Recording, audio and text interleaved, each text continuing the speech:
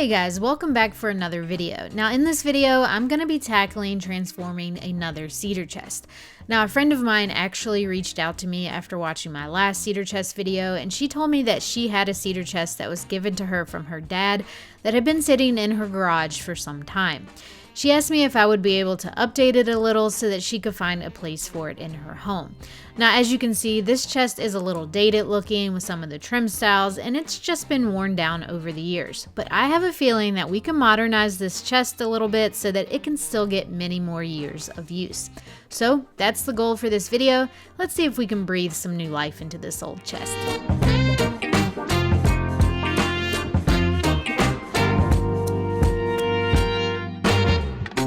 Alright guys, so let's talk about my plan for this chest. Now, I don't have a specific design in mind right now. I'm gonna sort of just keep working on it, and hopefully I'll sort of figure out that design as I go. But there are a couple of things that I know will be changing on this chest here. The first one being this top section here. Now, initially this would have been a bench, so there would have been a cushion that would have sat in front of here. But the customer no longer really wants to use this as a bench, so we're gonna go ahead and remove these pieces of trim here. Now, I'm not sure exactly what this design is. For some reason, every time I look at it, I just think Moana, I think waves, I think the ocean. It might be considered more of like a scallop type design. I'm not sure. The only thing I know is that we need to remove this. The other thing we'll be removing is down here, as you can see, this base here has that very similar type of design to it. And I just personally think that really dates the piece. Now, the last thing that I plan on changing for this chest right now, I'm sure there'll be more, is on the front here. You can see there's some initials that have been carved into the front, and the customer wants to go ahead and get that covered up. But first up is I'm gonna start by removing this trim detail here, and I think to remove that, all I have to do is there's a couple of flathead screws along the perimeter from the inside of the top here, and I'm hoping that if I remove those, that'll be all I have to do to take this trim off. All right, let me get started on removing these pieces here.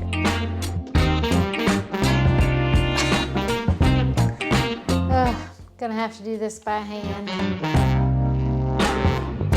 When taking stuff apart, I like to just get a little Ziploc bag and put all of my screws in it. That way if I need them later, I know where to find them. You know, as I'm doing this, I'm just thinking how thankful I am that we don't use flathead screws very much in things anymore. Last screw for this section. Let's see if this pops off. It looks like it's attached to this other piece. Okay, there's a nail that's just connecting these pieces. One piece down. I can see a pretty big issue here though. These boards, essentially all that was holding these top boards together was these pieces here. So I'll either have to reattach these together or just make a new top entirely for this thing. I'm gonna keep on removing this stuff. I got too impatient. I went back to the power tool. Let me carefully set this back down. This piece is coming off altogether now. You can see that glue joint has failed. This angle is kind of awkward to get to with this attached, so I think what I'm going to do is go ahead and remove this top altogether by just removing all of the screws on this little piano hinge back here. I'll take the top all the way off, and then I can work on removing the rest of this.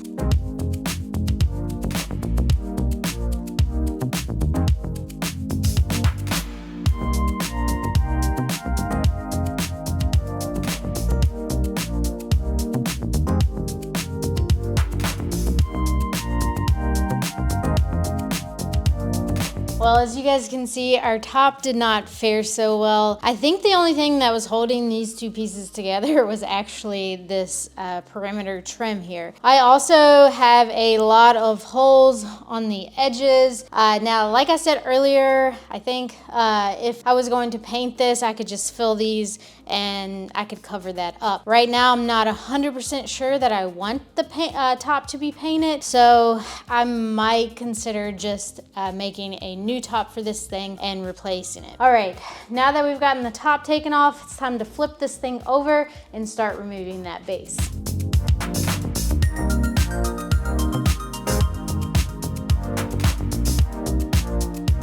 Well, I had a pretty good idea how I was gonna remove that top trim, but I have no clue how to remove this bottom trim. I'm not seeing anywhere. Do you have any ideas how to get this off?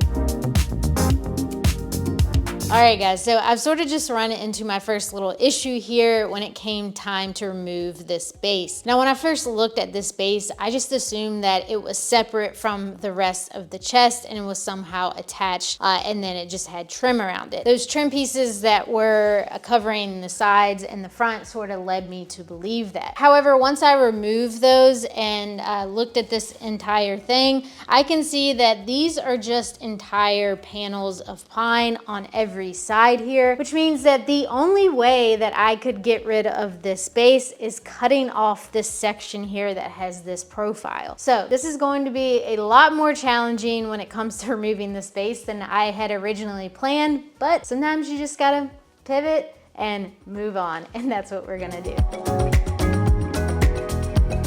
So to cut all this off, I'm not exactly sure what the best way to do it is, but I did just get a new tool, and that is a track saw, and I think that is going to come in really handy when it comes to cutting this all off and trying to keep it even around every side. So what I did is I just took a measurement at my highest points all around this thing, and it looks like I'm sitting at like 3 1/15 of an inch from this base here. So I think what I'll do is I'll just measure about 3 1/15 inches, and then I'll just set my track saw up, and then hopefully I can just sort of slice each end of this off as close to this base as possible. Don't know if this is gonna work. This is actually my first time ever using this track saw, so we'll see how it turns out, but I'm hopeful that this is going to be the right tool for getting this cleanly cut off here so that we can start working on figuring out a new base for this thing.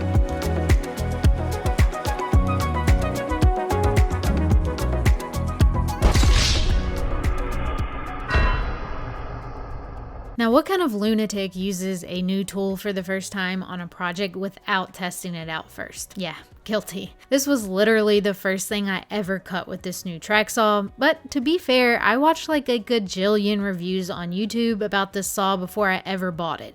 So I practically felt like I already knew everything about it. So my confidence level was pretty high that this tool was going to get the job done.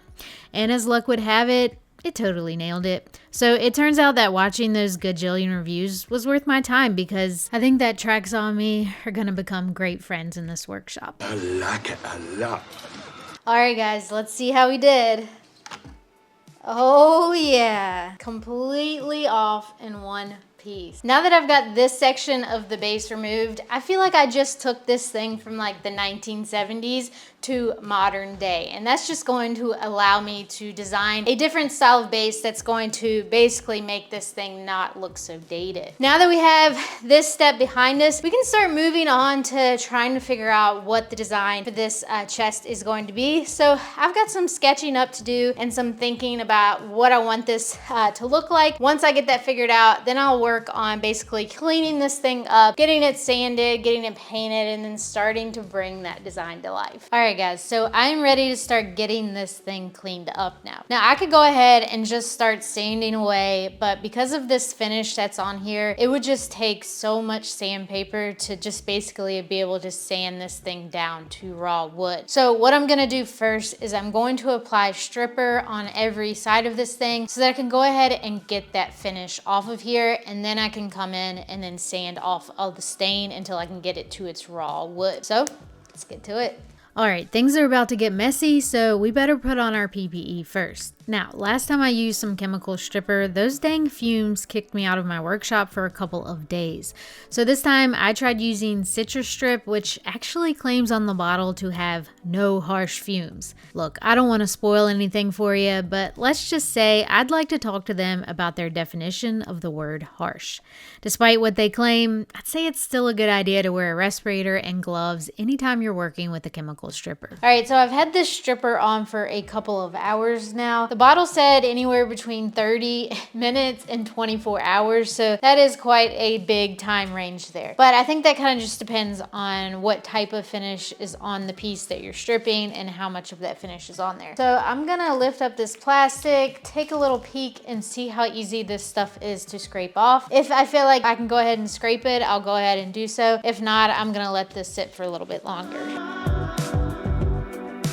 Looks like it's scraping off pretty easily, so I think I am just gonna go ahead and work on scraping down this one side here. Once I get this side done, then I'll flip the thing over and start working on adding stripper to some of the other sides. Now, adding this plastic sheeting over top of the stripper was a new trick that I had up my sleeve this go round. Last time I had to apply multiple coats because the stripper would just dry out too quickly. The plastic just keeps it from drying out so that I can scrape it all off in one go.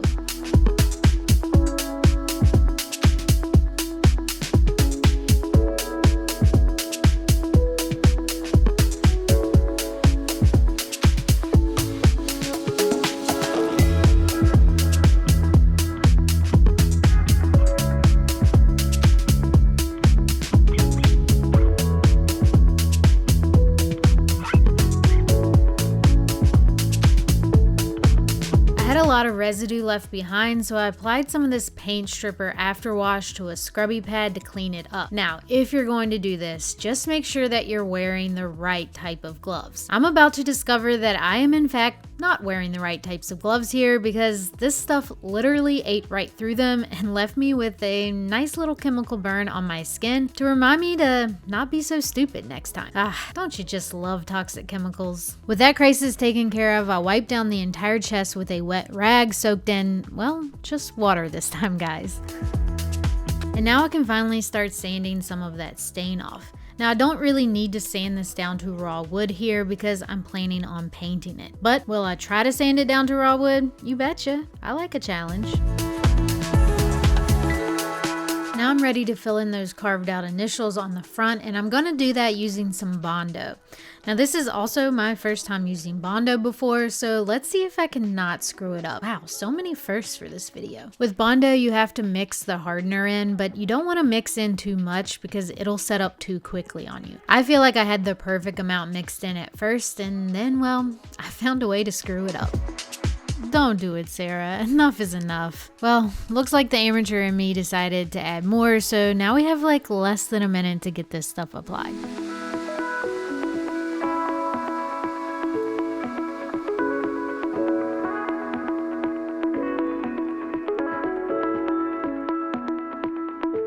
And that's why you don't add too much hardener.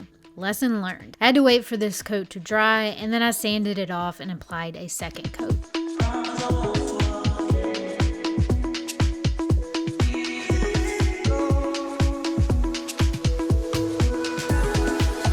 Once this chest gets painted, you'll never even know these initials were here. Well, you guys will, but please don't tell. Next, I'm gonna work on adding some trim to the front of the chest to give it a little more design. I'm just cutting some MDF pieces to size on my miter saw and then getting them laid out on the chest.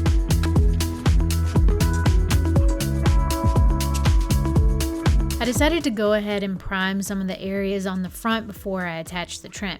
Now, since this chest is made of pine and there were a couple of knots that could potentially bleed through the paint, then I decided to use some of this stain blocking primer. Now, this primer is actually shellac based, so I just made sure that I didn't apply it anywhere that I needed to apply wood glue for the trim.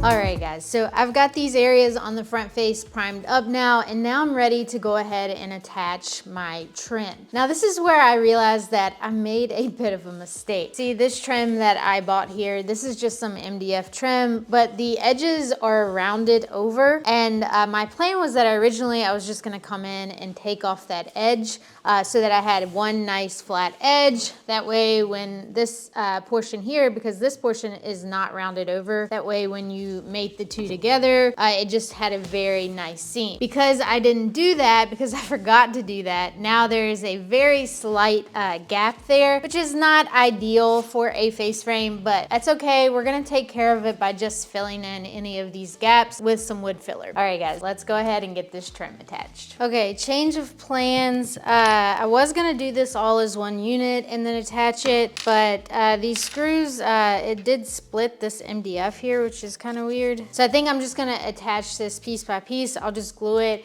and then tack it in with some nails, and then once that glue sets up, that'll be fine. I'm just gonna cut a new one of this here where it's split, and then I'll just work on attaching this piece by piece.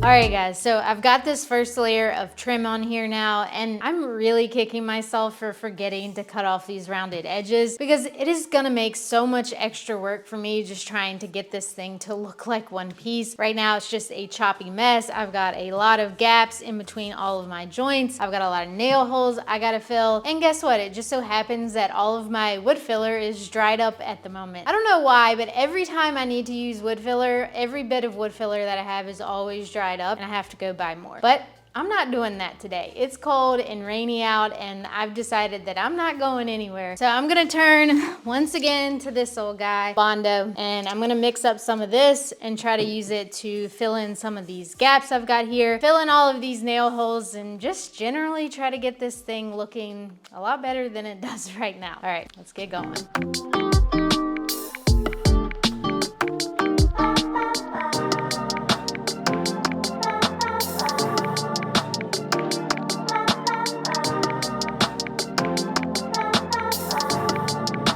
I also decided to add a little more trim to the interior of the other trim I added, just to class it up even more. I just attached this trim with some brad nails, and then I came behind and applied caulking to all of those nail holes and any gaps to make this trim look as seamless as possible. Also took this time to fill any gaps with wood filler. Yes, I went and bought more, and I got this entire chest prepped and ready for primer and paint.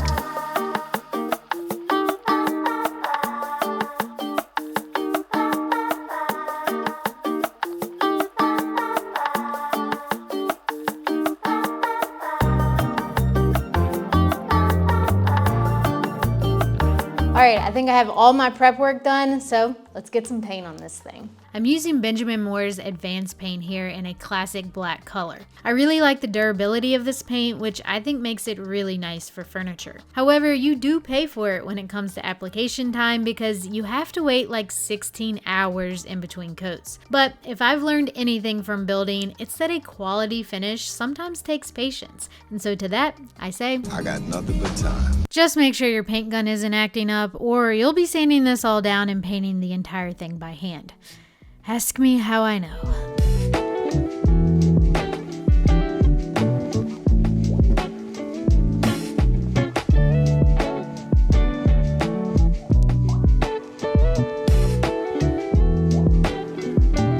All right right, guys, so if you remember back to earlier in the video, I was trying to decide what I wanted to do with this top, and I think I've finally come to a decision on it. I've made the decision that I'm just going to make a new top for this thing. I've got some cherry boards that I can mill up and glue together a new top for this thing, and I think that will be so pretty and will just really add that natural wood element to this chest, and I think it's just really gonna make this piece stand out. So we are gonna move on to basically milling up some boards and just getting a new top built for this chest.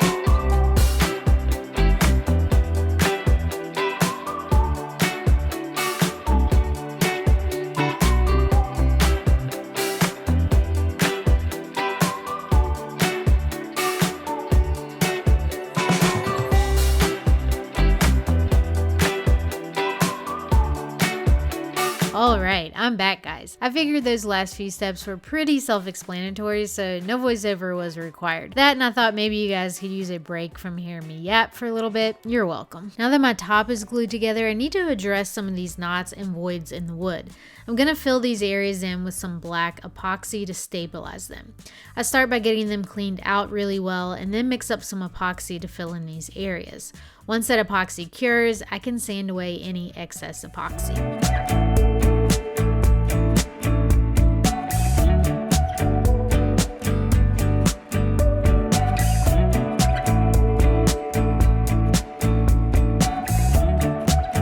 Then I went ahead and cut this top to its final size using my track saw.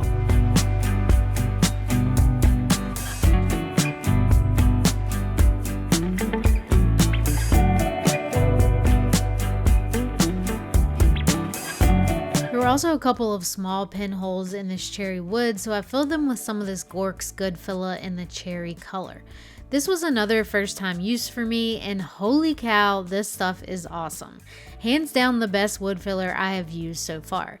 And what's up with the smell of this stuff? It smells like really good, which is a little weird to say about wood filler.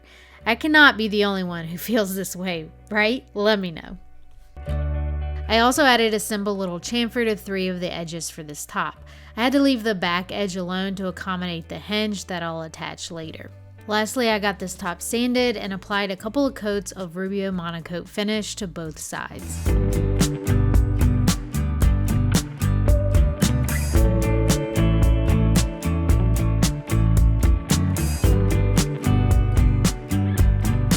Alright guys, so I'm ready to move on to building a base for this cedar chest. And I think I want to give it a sort of mid-century modern look. I really love that style of base. I've never actually made one before, so it's a little bit intimidating. These mid-century modern bases, they got a lot of angles and that can be scary because, you know, math. But I think I have a way that I can figure this out without using too much math and it doesn't break my brain. Alright, let's get started. Can you see me? I'm like forever cutting my head off when it comes to setting up the camera, so just wanted to make sure that you can see me. So I'm gonna start with the legs for this base first. As you can see, I've got 4 pieces of wood laid out here, and these are gonna be for the 4 legs of the base. Now this is actually that same cherry hardwood that I used for the top of this cedar chest. So I think that's gonna be kind of cool because I'll have that natural wood element on the top as well as the bottom, and then that black painted portion I think will offer a pretty cool contrast. Now, this is the really important part. If you wanna just try to make working with angles not as big of a chore, spend a little bit of time and make up a little template piece for your legs. Now, I just made this little template piece out of some like 1/4-inch plywood. I actually made a couple of these because I wanted to try out different angles. I wanted to try out different heights, and ultimately I settled on this particular one here. Now, where this comes into play is now I can just place my piece on here and simply trace it out for each leg, and that is just going to speed up the process. It'll keep each of my legs the same. If I need to trace out an opposing piece, all I have to do is flip it over and I can trace that side out. So if you're gonna make one of these mid-century style bases, I would just recommend to take a little extra time, make up this template piece here. I think it's personally gonna save me so much time. And since I'm doing this for the first time, I can use all the help I can get.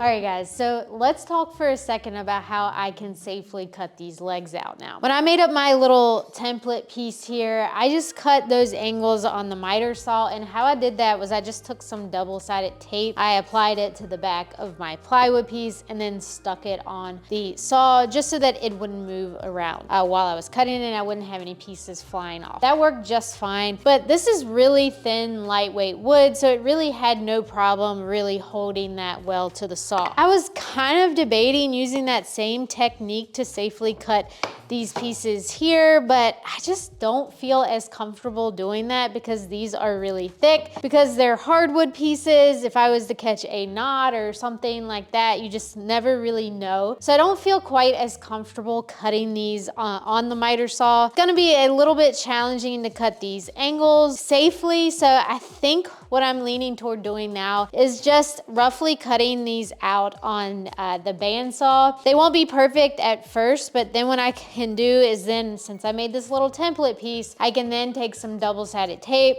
stick it on my piece, and then I'll take a flush trim router bit, and I should be able to get everything to the exact shape of this template. So I think that's probably the safer way to cut these out because we don't want to lose any fingers today, so we're gonna go that route. If you're cutting these weird angles like this and you've got smaller pieces, just be as safe as possible. If something feels a little bit sketchy, it probably is. So we're gonna go to the bandsaw and cut these out. So now that I had all my leg pieces to their exact shapes, I then cut out some stretcher pieces to connect my legs together.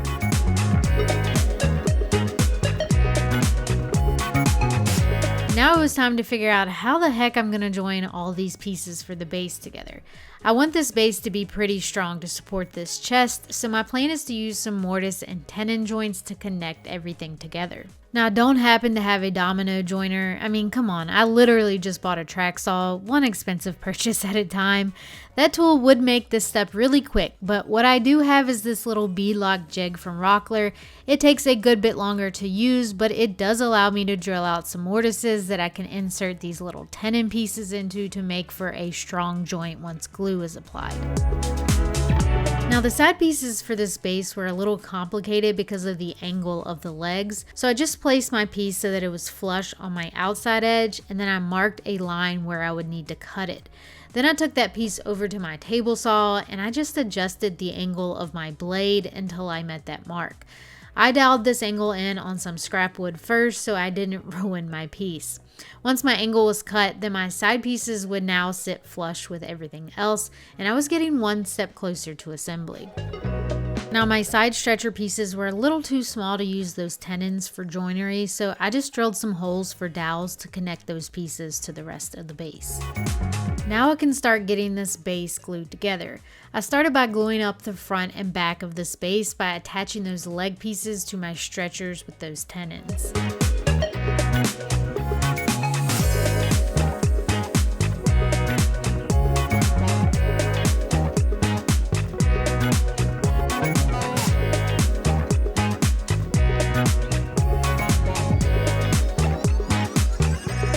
As if angles aren't complicated enough already, they can be even more of a pain when it comes to clamping them. Luckily, I had a simple solution for this. I just cut some scrap wood to the angle of my legs, which was 18 degrees, and then I attached those scrap pieces to my legs using some painter's tape, CA glue, and activator spray. This gives me something to easily clamp onto to apply enough pressure to the joints. After letting those front and back supports set up overnight, it was time to get the rest of the base attached to them. But first I decided to go ahead and add a round over to some of the base, making sure not to round over any areas that were about to be glued up. Alright, let's finally get this base assembled.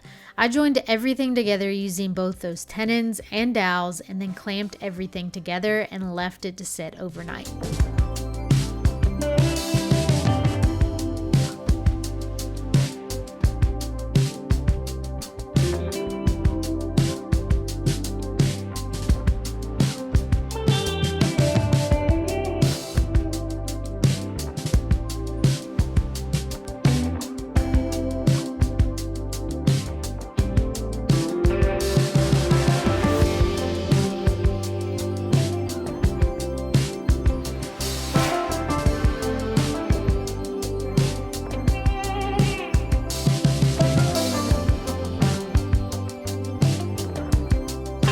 Then I took care of getting the base sanded and finished rounding over the legs.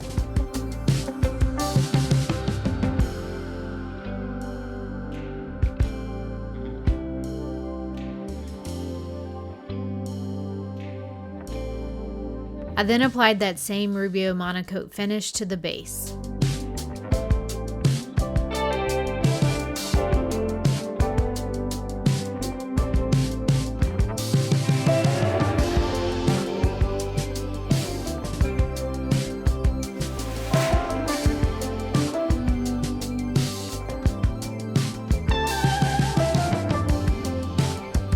Now it's time to get my base attached to the chest. To do this, I just drilled some oversized holes for attaching screws. These oversized holes should allow for seasonal wood movement and prevent any sort of cracking in the future. Then I placed the base on the chest, made sure everything was lined up evenly, and started attaching it with screws through those holes that I drilled out earlier.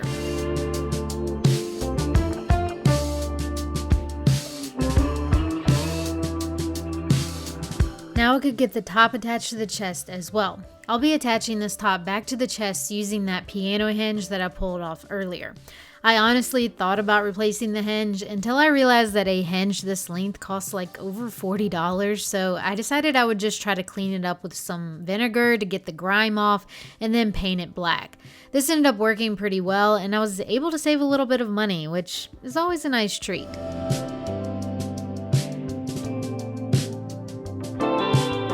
Then it was just a matter of reattaching that hinge by pre-drilling and screwing in all of the screws. Yep, all 42 of them. That's right, I counted.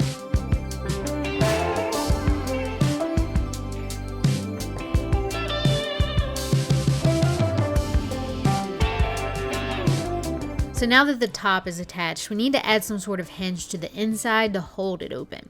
For this, I'm installing some of these soft close hinges. I found these hinges on Amazon and they're actually designed for toy boxes to keep lids from slamming down on kids' fingers. I'm going to install one of these hinges on each side to help support the weight of the top.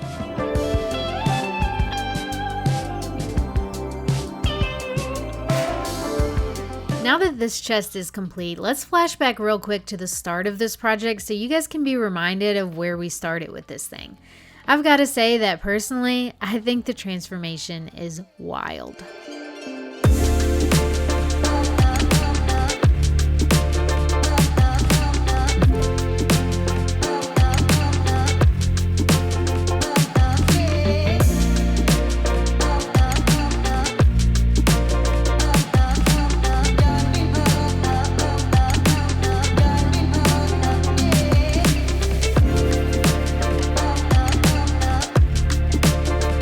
This was a a fun project to close out the year on. This is the second cedar chest that I have transformed now, and I don't know, I think I might have to tackle more of these in the future. It's really cool to help pieces of furniture get some new life and not just continue sitting in a garage or attic somewhere. Thanks for being along for the ride, not just for this project, but for everything that I've tackled this year. It's been really rewarding to see my channel grow over the past year, and I owe so much of that to you guys, so truly thank you. With that, I'll be seeing you guys next year for some new builds, and who knows what I'll get into. Guess you're just gonna have to subscribe to find out. Bye!